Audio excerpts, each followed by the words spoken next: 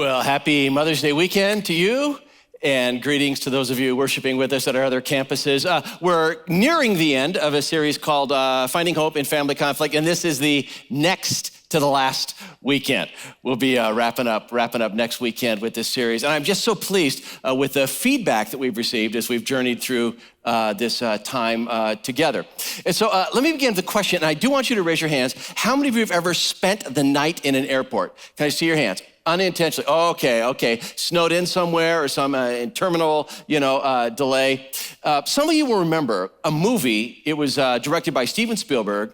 The lead actor in the leading role in that movie was Tom Hanks, and it was called The Terminal. The Terminal. Any of you remember The Terminal? Probably 15 years old now. This is kind of the movie poster for The Terminal. And Tom Hanks plays an Eastern European character by the name of Victor Navorsky, who flies from a Balkan country, lands at JFK in New York City, and while he's in the air, there's a coup. A civil war starts. And so when he lands, his country is no longer recognized as a sovereign state, as a sovereign country. And so they take his passport. And now he can't leave the airport to go into New York City, the United States, and he can't get on a plane and fly back to the East, right? And so he is stuck in this terminal for months and has to figure out how to navigate life stuck in this airport terminal, which has to be JFK. All right, I want you to keep the image of the terminal in mind throughout our conversation this weekend, because the main character of today's story is a guy by the name of Joseph, all right? And just geographically, Egypt is down here, and that's where Joseph is. I just want you to know, he is stuck in a terminal. You say, well, Egypt's a pretty good country. What's wrong with Egypt? What's wrong with Egypt is that Joseph's family is up here in Canaan. He's a 17-year-old kid who's been separated from his family. And those of you who are brand new to the story go, how did that happen? Well, let me take a fairly complex, lengthy story and boil it down to just a handful of background events, all right? This is kind of the family tree of Joseph's brothers and his brothers' moms. His dad's name is a guy by the name of Jacob. Jacob has 12 sons from 4 different women. Now, this is a moment where you should just go, and I thought my family was messed up, all right? 12 sons, 4 different women, but his favored wife was Rachel. Worked for this woman in order to buy her as a bride price for 14 years, loved this woman. Joseph is the firstborn son of his favored spouse.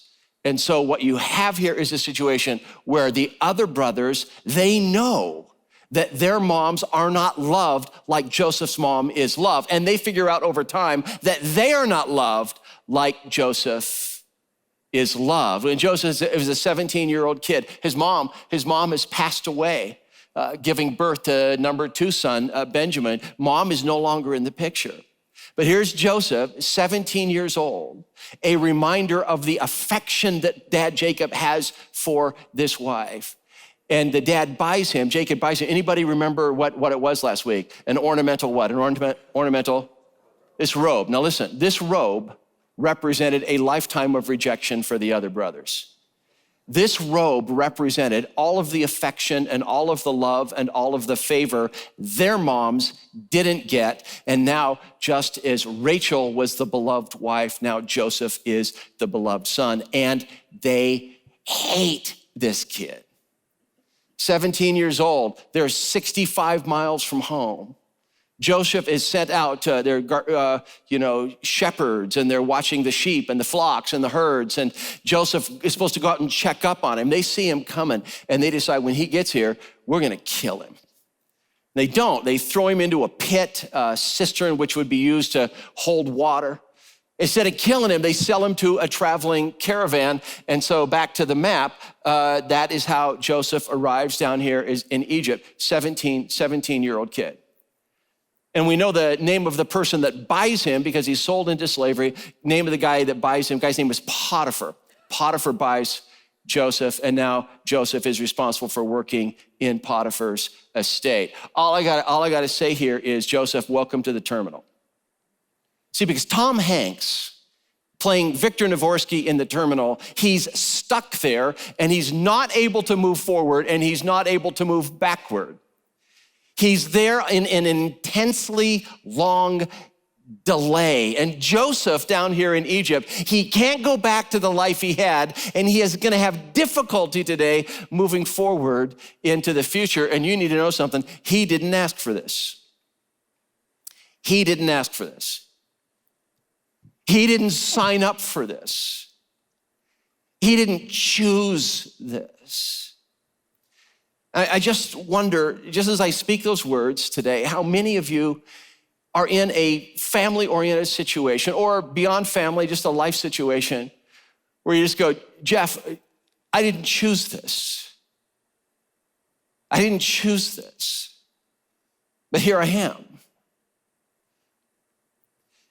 There's a cancer operation. It's on the calendar. The date is marked. And after the cancer operation, there's gonna be an evaluation, and then what? And you don't know then what. What you do know is right now, everything in life is on hold. You can't move back, you can't move forward, you're in the terminal right now. You go, we didn't choose this, we didn't choose this. There's two kids in the back seat of the car, and they're driving from mom's house to dad's house. 2 houses, 2 beds. Now, as far as a joint custody situation, this one is not working out badly. It's about as best as it can get based on the circumstances, but everyone would agree and observe that this is far from ideal setup. Look over your shoulder at the kids in the back seat. You need to know something. They didn't choose this. They didn't cause this, and they didn't choose this. They can't go back to the way it was. We'll move forward with some challenges. You may be involved in an extended family, and there's just drama. I was talking to a young woman not long ago, and she was about ready to embark into one of these massive extended family gatherings, and she was giving herself a pep talk, and she just said, I have to remind myself again and again and again, this is not my circus, and these are not my monkeys. This is not my circus, it's not my monkeys. Drama. And she says, I didn't choose this. A lot of the situations when we find ourselves in a terminal situation, a lot of times they're connected to family, a lot of times there's not. There's a merger that's taken place between 2 companies, and there's something they call economy of scale, and that means that they will only need 1 vice president of sales, 1 chief financial officer as they merge these 2 together, and everybody is on edge wondering who's gonna be in and who's gonna be out as these 2 groups come together, and you're gonna find yourself in the terminal. It's a couple, housing market right now in Grand Rapids, good time to sell within a certain price range, hard time to buy within a certain price range, and difficulty moving forward. Now, I believe that this terminal space that Joseph finds himself in today is some of the most critical space we will ever find ourselves in life. I believe that God does some of his best work in our lives when we're in one of those spaces where we say, I don't like this, I didn't invite this, I didn't sign up for this. God does some of his best work in one of those spaces. I also know that it's the place that faith goes to die. And there are decisions that are made in that space that can determine who we are becoming years to come. Now, this is a distinction I just need you to get really early in this teaching as we zero in and we look at this character, Joseph, and the way he behaves in this terminal situation. And it's this statement. It's that while often we don't get to choose the situation, there are choices we make while in the situation that make a ton of difference in our lives. We can say, listen, I didn't choose this. No. Maybe we didn't, but once we're there are all kinds of choices that we can make that determine the person that we will become. 8 years ago, it's difficult for me to believe it, 8 years ago. 8 years ago, I wrote a book called The Land Between. And the subtitle of the book, The Land Between, is called Finding God in Difficult Transitions. In one of those spaces where you say, I didn't invite this, I don't want this, I want to get through this as rapidly as possible, is the space where God does his deepest work, and it is also that space where faith goes to die. The decisions of the heart that are made in that space often determines the person that we are becoming. And if there's time, I'd like to read you just a couple sentences of that as we close today. So let's talk. Some of you are in this space today, in this terminal space where you say, I can't move forward, I'm not going back. And some of you go, dude, things are great, but listen, this terminal space, I know this is true, either we have been there, we are there, or someday we will be there. We've been there, we are there, or it's coming. And often it's the cultivation of the heart when not much is going wrong that prepares us how to respond when a ton is going wrong. And so I'm just confident today that a whole bunch of you are saying, this is exactly what I need today. And many of you, I think this is exactly what you will need for tomorrow. So 3 decisions we make while waiting in the terminal. 3 decisions that we make while we're stuck. 3 decision points, or maybe I didn't decide to sign up for this space, but there are decisions made in that space. And decision number 1 has to do with showing up. Decision number 1 has to do with showing up. And the opposite of showing up is checking out.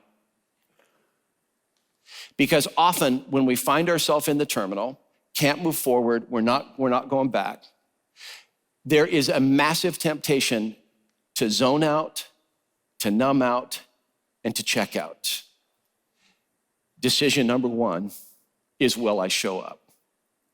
So Joseph is down in Egypt. He's a 17-year-old kid. He's been purchased as a slave by this guy named Potiphar. I would love for you to watch this in Genesis chapter 39, starts in verse 2. Opening line, read the opening line with me, just one sentence. Ready? The Lord was with Joseph. I want you to go, no, that can't be true. Because if God were with Joseph, he would be with his family back in Canaan. No, the Lord is with Joseph in his imprisonment. The Lord is with Joseph in the terminal. Lord is with Joseph so that he prospered, and he lived in the house of his Egyptian master. Anyone remember what the name of the master is? The guy's name is Potiphar, all right? So what happened there? When his master saw that the Lord was with him and that the Lord gave him success in everything he did, what happens next? Then Joseph found favor in his eyes and became his attendant. Potiphar put him in charge of his household, and he entrusted to his care everything that he owned. The Lord is with Joseph. The Lord is with Joseph on this detour. The Lord is with Joseph in this terminal. He doesn't get him out of this immediately, but God is powerfully at work in and through and around this situation that he didn't invite and didn't want. The Lord was with Joseph. The Lord was with Joseph, starts prospering Joseph. Potiphar goes, everything that kid touches turns to gold, starts giving him more and more responsibilities. And finally, Joseph is put in charge of the estate. I'm confident that this took months and years and didn't happen overnight, but in time, Joseph is given massive responsibility. Now, there's something stated in the text and there's something implied in this, something stated in the story and something implied in the story. What is stated in the story is that the Lord was with Joseph. That is, the Lord was present, the Lord was faithful. But I want you to see something that is implied in the story, and that is that Joseph was present and Joseph was faithful. Joseph was present and Joseph was faithful, even though he wasn't in the space where he wanted to be.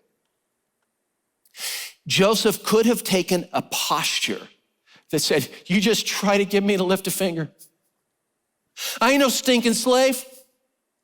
I am the favored son of a wealthy nomad. You just try to get me to do something. But instead of checking out, numbing out, or zoning out, Joseph steps forward. Listen, God was present, but Joseph was present.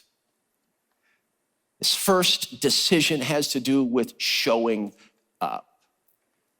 Now, think with me for a minute. When you get some wallop in life, just get the rug pulled out from under you, what are some of the ways that we choose, rather than showing up, to just kind of check out and to numb out? What are some ways that people do that? Man, I can think of half a dozen, easy and quick. It's like someone breaks up with you, hibernate in your bedroom, don't come out and listen to breakup songs for 6 consecutive years. I just kind of check out. People check out when there is a job that they detest. And rather than bringing themselves to a job that they don't care for, they begin to ask a lethal question: how can I show up and do as minimal a work as possible? And so they're there, but they're not really there. It's one of the ways that we check out of a situation. How is it that people check out? I had a younger friend. She was going through a massive life situation, deeply disruptive in her life, but she was expecting, and because she was expecting, she wasn't drinking. And she had taken some vow approaching Easter where she said, over the next month, I am going to fast from TV. And this is what she said about that season. Had she not taken that vow not to watch TV, and were she not expecting and not consuming alcohol, she could have spent weeks of her life binge watching TV, draining glasses of wine. Easy. So here's a question. When you get walloped in life, when the rug is pulled out from under you, when you find yourself in the terminal, it's showing up. It's the decision to show up. And there are ways to check out. There are ways to shut down. One of the ways of shutting down is that we stop engaging with other people. We start to get a little depressed. One of the demons of depression is that when we most need to engage with other people, we cocoon ourselves and shut ourselves off from other people. Another way of shutting down is we can stop talking to God. Yeah, I might be back later, but this conversation's over for the time being. I would plead with you, if you find yourself in the terminal, resist, resist, resist shutting down. I would plead with you, what does it look like to show up? We show up when we keep the conversation going with God. Even if it's hey, I'm still here and this is still lousy, but keep the conversation going. Taking the initiative to spend time with encouraging people, even on those evenings where you would just as soon stay home.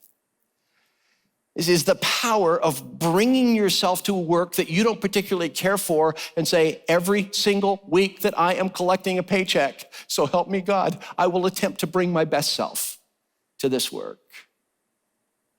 I'm just telling you, every once in a while, I think it's just good to look in the mirror and just go, okay, so it's a sucky week. Get to work. It's the power of showing up. It's what Joseph does. I can't emphasize this enough. He is in space that he does not want to be in. And by God's grace, he seems to be bringing himself to this space. My friends, this is a decision. This is a decision. Maybe I didn't decide to get into this situation, but now I'm there.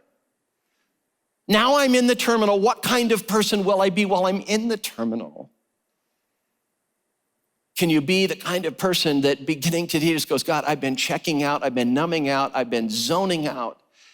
Gracious God, help me to bring my best self. Help me to show up. It's a decision that we make. when we have this conflict of terminal time. You say, well, Joseph, everything he touches turns to gold. Everything's going well for him. I mean, he's in charge, he's competent, he's well-built, he's attractive. Everything's going his way. Well, not everything. Now, Joseph was well-built and handsome, I told you. And after a while, Mrs. Potiphar, his master's wife, took notice of Joseph and said, come to bed with me, which is kind of abrupt.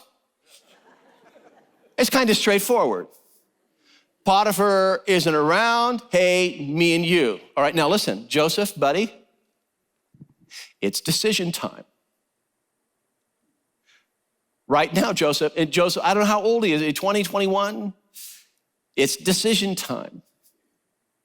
Let's talk about decision number 2 that we make in this space. We make a decision as to whether or not we will compound the damage. Compounding the damage is decision number 2. It's Joseph's response, Genesis chapter 39, verse 8, but he refused. And we got a little speech written out here. With me in charge, he told her, my master does not concern himself with anything in the house. Everything he owns, he's entrusted to my care.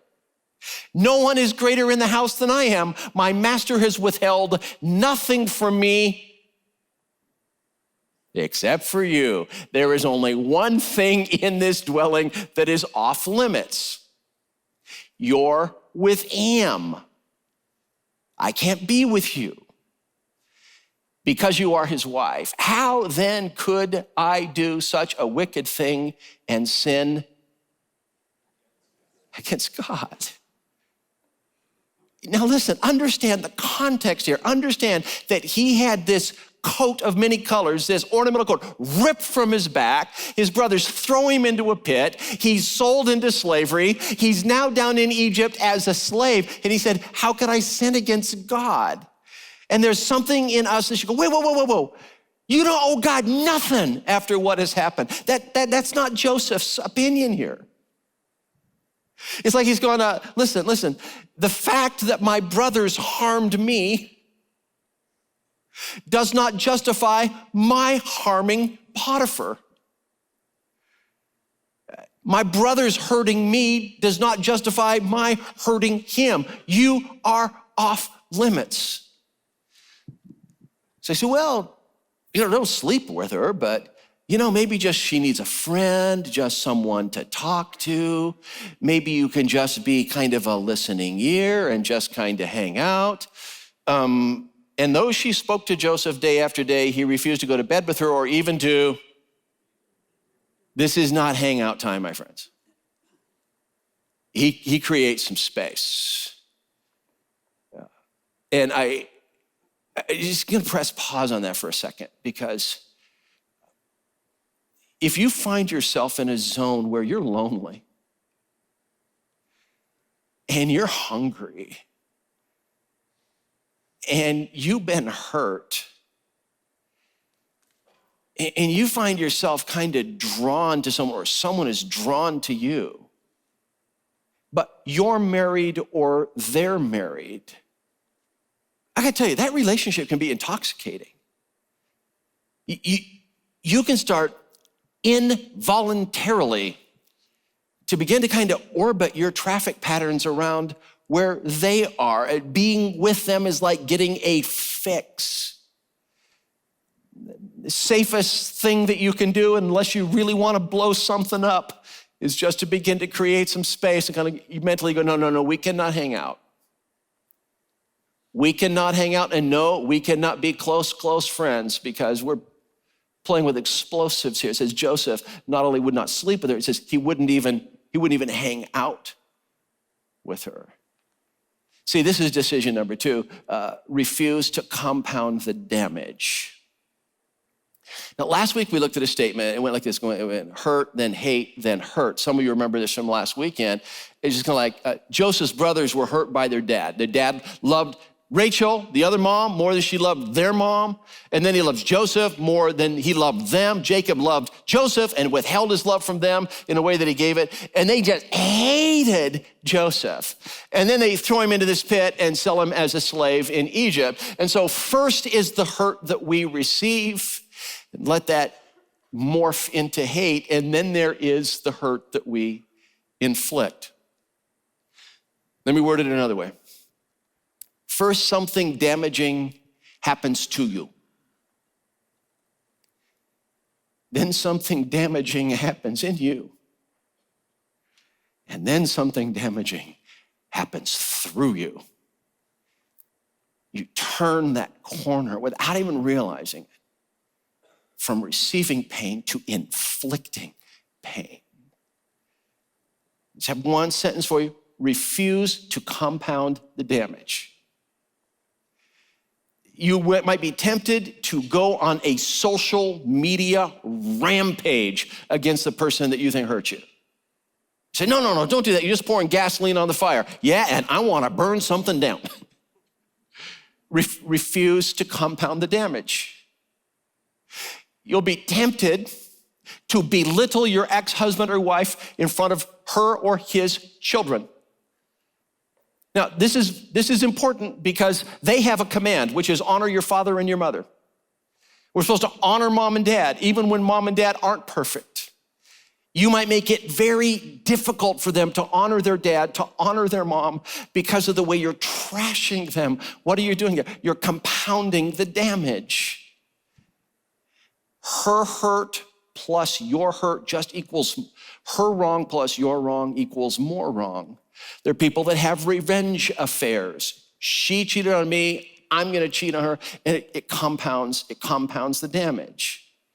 When someone hurts you, a reaction can often be, I just wanna break things and hurt people. That's not where Joseph is living in this terminal. Joseph refuses to compound the damage. There are people that leave a company and they felt the company treated them unfairly and they break things on the way out. Little secret here, if you haven't understood this or heard this already, when you come to a company, people very rarely remember how you arrived. They always remember how you left. People don't remember how you started. They always remember how you finished.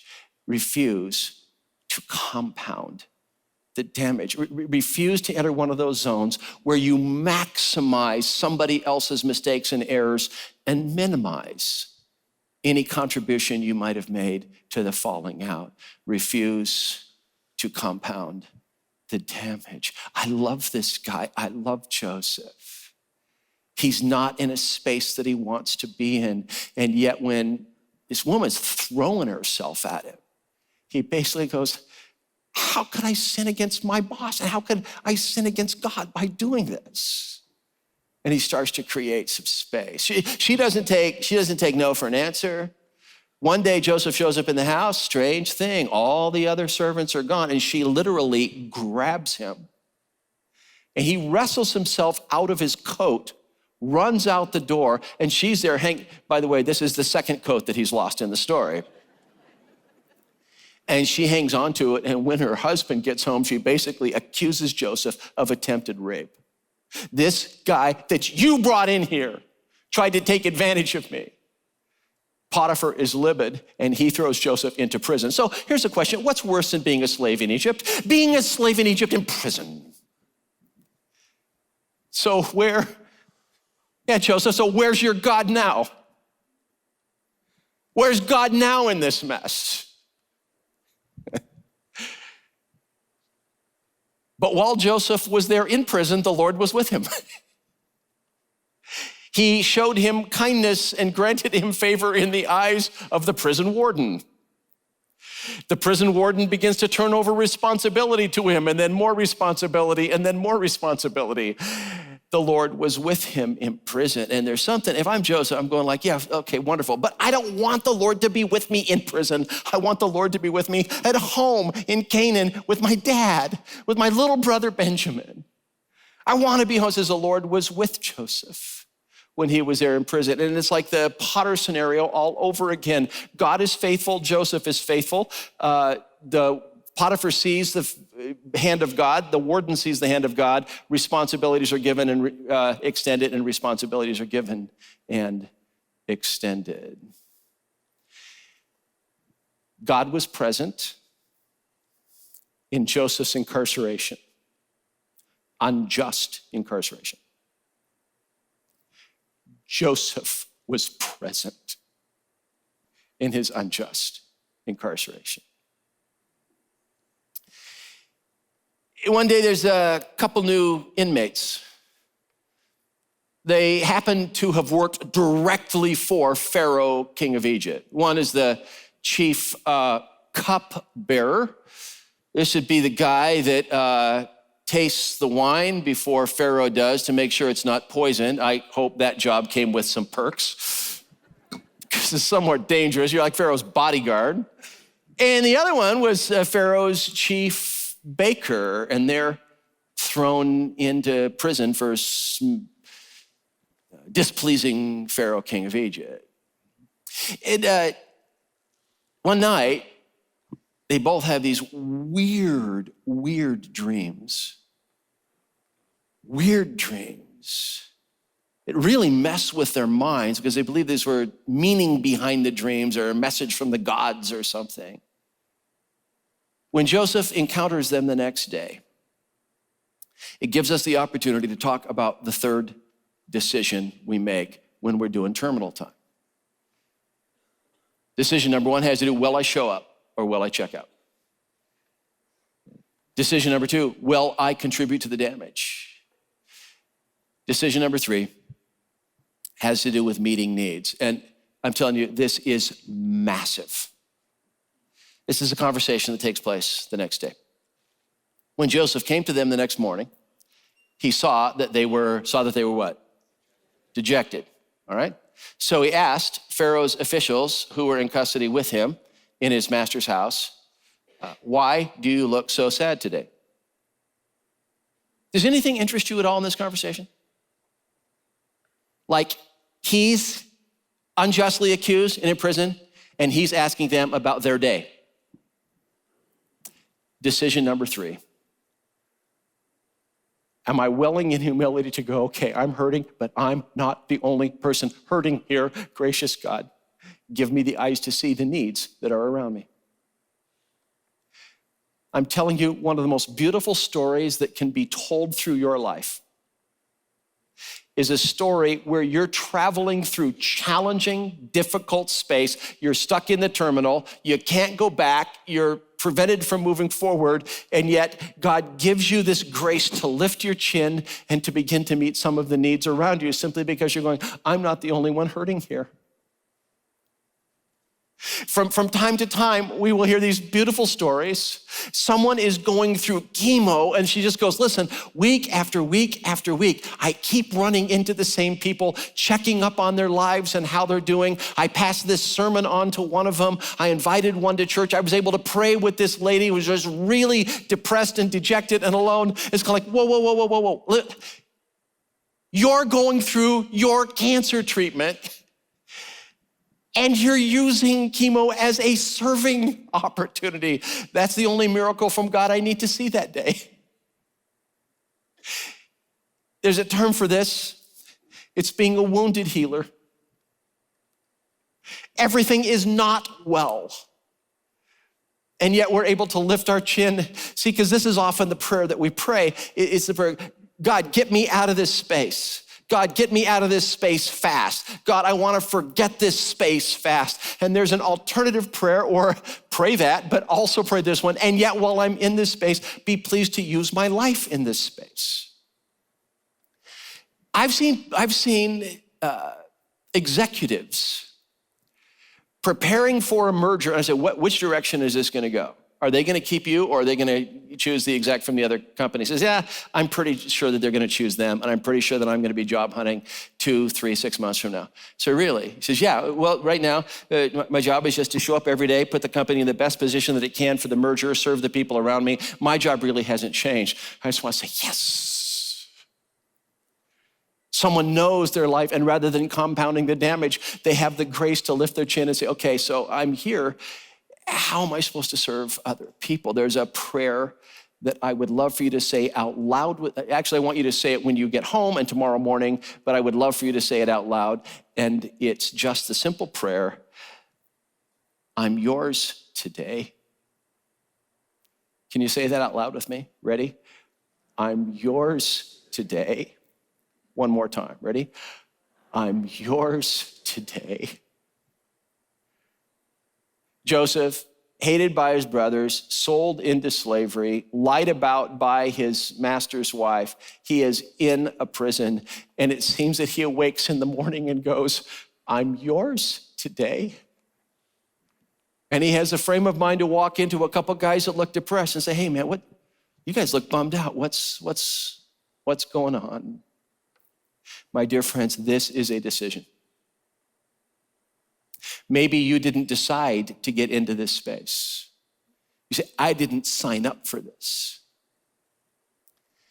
But there are decisions that are made while in this space that can change the person that you are. The person that wakes up every day and goes, I'm yours today, I'm yours today, I'm yours today. They emerge from the terminal experience. And they go, God met me there. It wasn't space I wanted, it wasn't space I understood, but God was working in and around and through the misery to redeem and to restore and to transform. I changed in that space. Yeah, well, what were the dreams? Well, the cupbearer, the guy that drank the wine before handing it to Pharaoh, he goes, well, my dream was wild. I had this dream where there was like this vine. It had 3 branches, and all of a sudden the branches budded, and there were grapes there. It was like time-lapse photography, and I squeezed the grapes, and boom, there was wine, and I put the wine in Pharaoh's hand. He says, what does that mean? And God gave Joseph the wisdom to interpret the dream and said, oh, those 3 branches are 3 days. In 3 days, Pharaoh is going to lift up your head, haul you out of this pit, and once again, you'll be restored to your position of handing Pharaoh the glass of, the cup of wine in 3 days. And he interprets the dude's dream. You say, well, apparently things are going well for Joseph in prison. Apparently he doesn't mind being there. Listen to what he shows the cupbearer, or what he tells the cupbearer. He says, but when all goes well with you, remember me and show me kindness, mention me to Pharaoh, and get me out of this prison. Next verse, he says, I was forcibly carried off from the land of the Hebrews, and even here, I have done nothing to deserve being put in this dungeon. He's like, see, Joseph now knows the guy who knows the guy. Get me out of here. See, I love this because he is not digging this prison experience at all. He's doing everything he can to get out. But while he's there, he's making the best decisions to see and to serve and to love. Now, the baker, this is good news. Let me tell you my dream. And the baker goes, in my dream, I had like these 3 tall baskets, and they all had bread in them. And then these birds, they started swooping down and eating all the bread. What does that mean? And Joseph said, yeah, those 3 baskets of bread also represent 3 days. In 3 days, you're gonna die. Bummer. In 3 days, Pharaoh will execute you. And 3 days later, it was Pharaoh's birthday, and the cupbearer was restored to power, and the baker is executed. And all I can say is, Joseph, man, pack your bags, get ready to go. You are out of here. You are so out of here. Your time is finally up. And at this point, Joseph is 28 years old. He was abducted when he was 17. It's been 11 years. You're out of here. You're out of here. And to read this wonderful verse, the chief cupbearer, however, did not remember Joseph. He forgot him.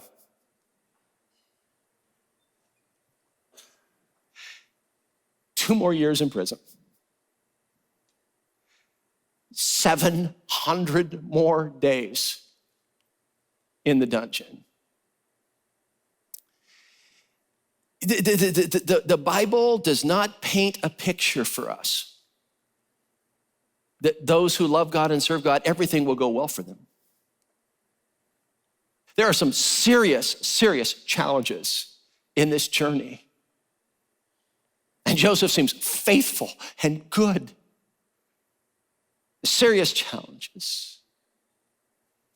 If you open a Bible to chapter 41 of Genesis, you would see the camera changes. Instead of the focus being on Joseph in the prison, suddenly you're in Pharaoh's bedroom.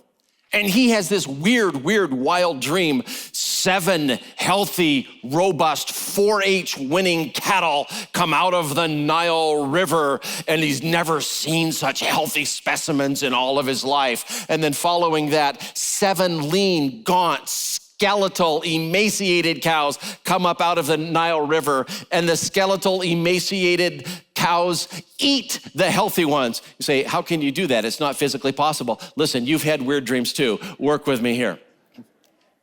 And he wakes up and goes, whoa. And it was just like this bigger than life dream, and he goes back to sleep. And in the next dream, he envisions this stalk of grain that has 7 cows, now 7 heads of grain on it, and it's just plump and ripe and beautiful. And then there's this scorched, withered stalk of grain with 7 heads, and the 7 withered, scorched heads of grain eat the big, healthy heads of grain. How can that be possible? Grain doesn't have a mouth in which to consume other grain. It's a dream. Work with me here. And he wakes up, and the next morning he calls in his counselors and his sorcerers and his advisors and said, these are the 2 dreams I had last night. Would someone please tell me if the gods are trying to send me a message? And all of his sorcerers and advisors and counselors just went, now that is very interesting. And Pharaoh goes, isn't there anybody around here who has the capacity to interpret this dream? And there's this guy standing near him going, remember a couple of years ago when you were really upset with me and you threw me in prison? Well, there was a guy there that told an interpretation for my dream and the baker, and both of them happened. And Pharaoh says, get him up here. And Joseph is pulled out of the dungeon. He is now 30 years old. 13 years either in the estate of Potiphar or in the dungeon. 13 years. He says they shave him. They bathe him. They put some decent clothes. And Joseph is now marched in front of the king of the country. And Potiphar said to Joseph, I have had a dream and no one can interpret it, but I have heard it said that when you hear a dream, you can interpret it. And Joseph says, yeah, that's just not true. I can't do that. Joseph's response, I cannot do it. Joseph replied to Pharaoh, but God will give Pharaoh the answer he desires. I can't do it, but God is pleased to give interpretations of dreams through me. Listen, just hear Joseph. 13 years of this miserable situation. He sounds healthy. He sounds composed. He looks whole. He looks connected. I think that Joseph's composure in this moment, that he is becoming the sum of the decisions that he has made in this space.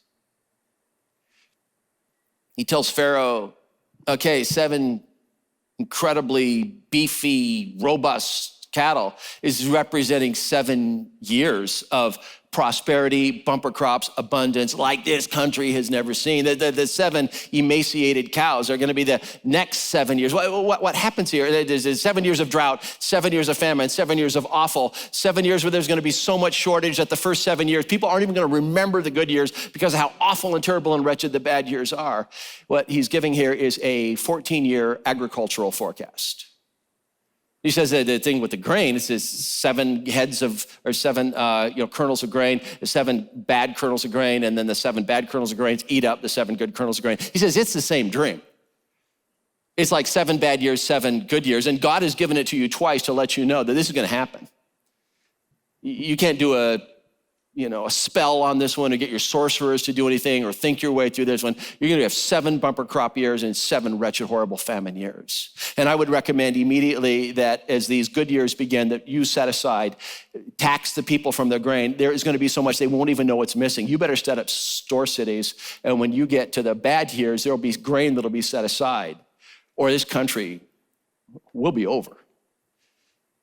And Pharaoh puts Joseph in charge of grain collection and then grain distribution. And there are 7 phenomenal years. And then there come the 7 years of famine. At the end of chapter 21, you read this verse. It says, and all the world came to Egypt to buy grain from Joseph because the famine was severe everywhere.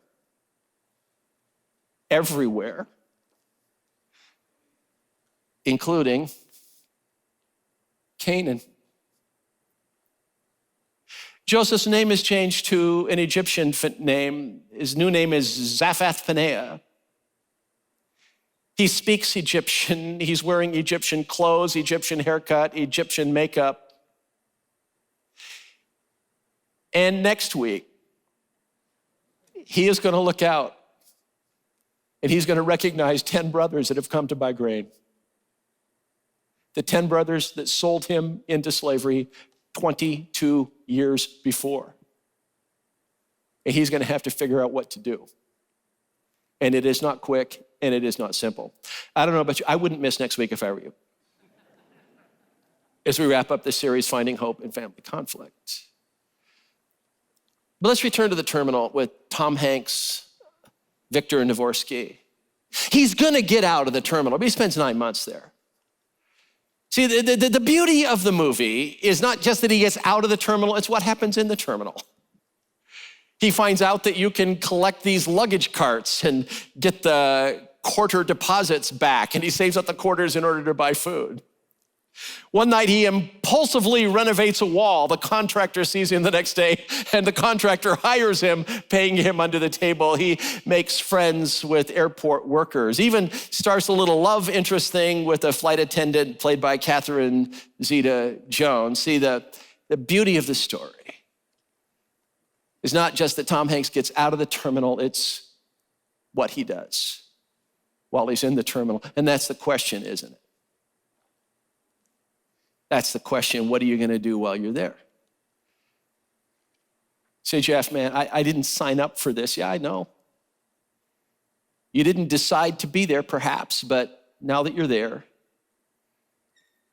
are decisions that are made that are powerful, important decisions about showing up versus checking out,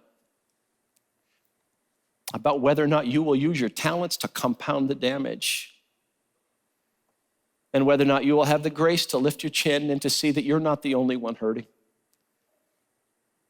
Be able to say, God, get me out of this space, but as long as I'm here, use me in this space. It's the beautiful thing that can happen in the terminal. Indulge me as I serenade you for a moment.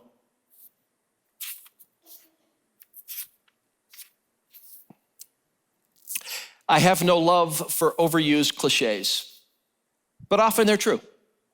Bloom where you're planted is one such tired proverb. It's true, though. You have to bloom where you're planted because that's where you are, at least for the time being. And we can waste weeks and months of our lives wishing we were somewhere else or somebody else. As precious time slips through our fingers, we miss out on the miracle of being us. We miss out on the blessing of God using us in the land between. We miss out on cooperating with God as he seeks to transform us. All I've been trying to say today is this: don't miss out. Don't miss out. Ask for the grace to show up. Refuse to contribute to the damage. Ask for the grace to serve others while you are in the terminal. And the whole time, trusting that often God's best work is done in and through and around hard space. working in and through and around to redeem and to restore. And so I ask that our gracious God would guide us as we move into our week, that he would meet us with every challenge, that he would meet us every day, and that we would discover that the space in the terminal has been a greenhouse for our growth. We ask this in the name of Jesus, who came here for us. Amen.